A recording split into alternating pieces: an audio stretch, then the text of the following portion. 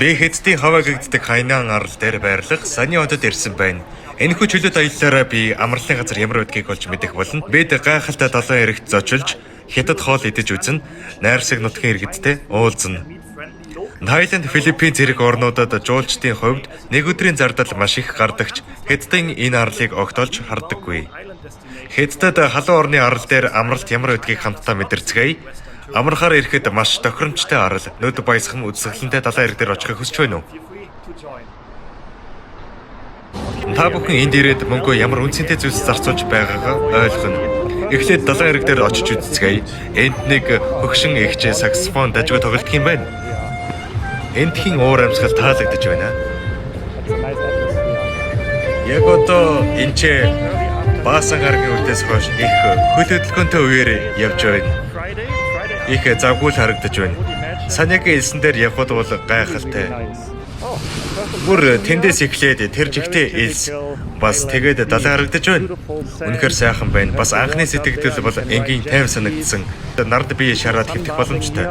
Гэхдээ Азийн зарим хүмүүс орон нутгийн иргэд нь манайхан шиг нард бие шарах их дургүй байдаг юм байлээ. Зүгээр их энгийн тайван хүмүүс байдаг. Арал дээр амарч байхдаа байхаа авчрах дуртай. Бороо орохгүй байсан ч энд маш олон хүмүүс наршихаас болгоомжолж шүхэр бариад алхаж байгааг харж байна. Би суухгүй. Би зүгээр л энэ үн ханшийн сонирхолж яваа юм. Тэгэхээр 200 байна уу нэ? Хэр удаа юм бэ? 10 минут уу? 10 минут. За 200 юанаар 10 минутын турш бүгд нь нэг тойрох юм байна. За одоо биш ээ. Дараа нь үлээ. Моторт завны үн ханшийн сонирхож яваа юм аа. Тийм ээ, дараа нь үлээ. За баярлалаа.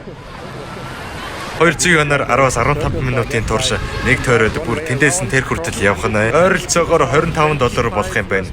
Энэ хувьд дажгүй хоолны газар таагаар байдаг юм бол тоо. Сайн байна уу? Энд Джеймс зарж байх шиг байна.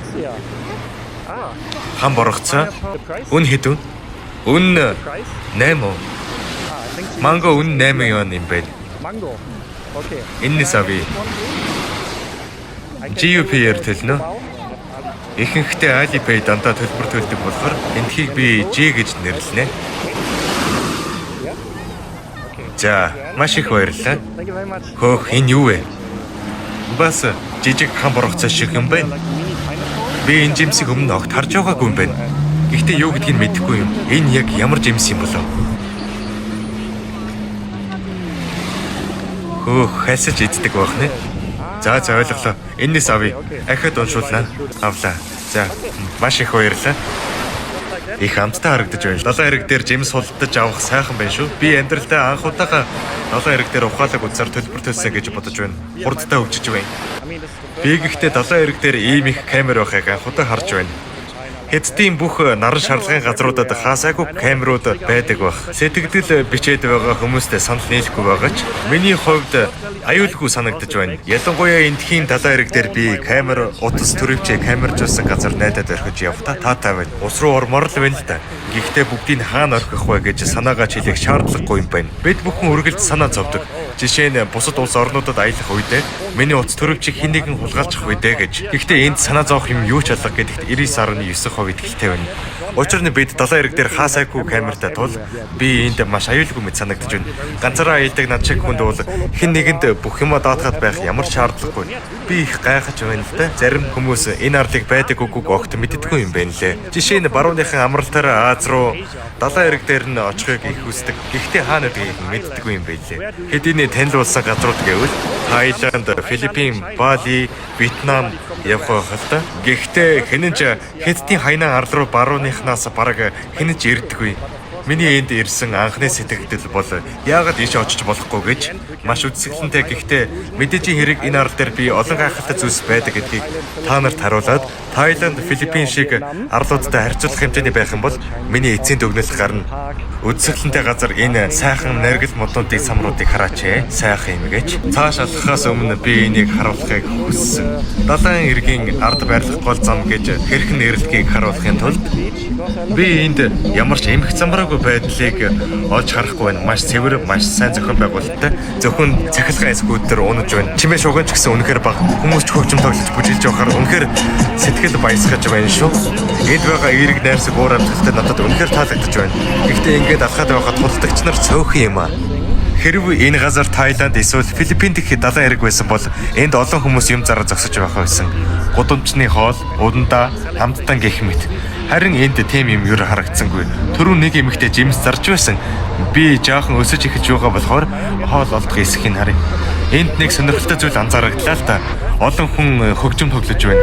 Миний ард байгаа энэ эмэгтэй ч бас хөгжим тоглож байна. Ер нь бусад орондоо бол хөгжим тоглохдоо жижиг малгай юм уу хайрцаг тавьж хаад мөнгө цуглуулдаг та. Гэтэл энд харсан хөгжимчд нэгжуудаа мөнгө цуглуулах гэж сав тавиагүй. Хэн ч мөнгө өгч байгааг нь харагдсангүй. Тэгэхээр тэд энэ бүгдийг мөнгөний төлөө биш хүмүүсийг зугаацуулах гэж эсвэл зүгээр л хөгжим тоглох дуртай болохоор хийдэг юм шиг санагдлаа. Миний хэдтийн тухай хийсэн бичлэгүүд дээр хүмүүс байнга чамд элчин сайдаас мөнгө өгдөг. Чи зөвхөн сайхан зүйлсийг харуулдаг гэж сэтгэлдүүлдэг. Гэтэл муу зүйлс гэж яг хаана вэ? Хэрв энд хог хохлорсон байвал би харуулна. Хэрв хүмүүс надтай заллин хийх гэж оролдсон бол бас л харуулна. Гэхдээ тийм юм огт тохиолдоогүй. Хөөх хардаа тэнд нэг хөөхөн нохой уснаас гарч ирж байна. Хөөхөн нохой байна. Одоо худалдаж авсан жимсээ туршиж үзье. Энэ бол манго. Би өөр нь хамгийн их таашаадаг төрөл нь энэ. Тайландд манго жигнэмэгтэй будаатай хамт хийдэг тэр төрлийн жимс мөн байна. Нэр яг тийм амттай юм байна. Одоо манго жигнэмэгтэй будаа байвал үнэхээр төгс болох юм шиг байна. Сүүлийн үед eSIM хэрэгэлдэг болсон. Энэ дижитал SIM бөгөөд ажилд гарахаас өмнө утсандаа суулгачиж болно. Онгоцноос буугаад шууд л интернет нь холбогдчихдаг. eSIM ашиглах үнэхээр тохиромжтой юм байна лээ. Хэдхэн минутын дотор л утас маань интернет нь холбогдчихсан. Өмнө би буунгуудаа SIM картын лангуу хайж уртаараа л зогсдог байлаа. Одоо бол бүх зүйл хамаагүй хэлбэр болжээ.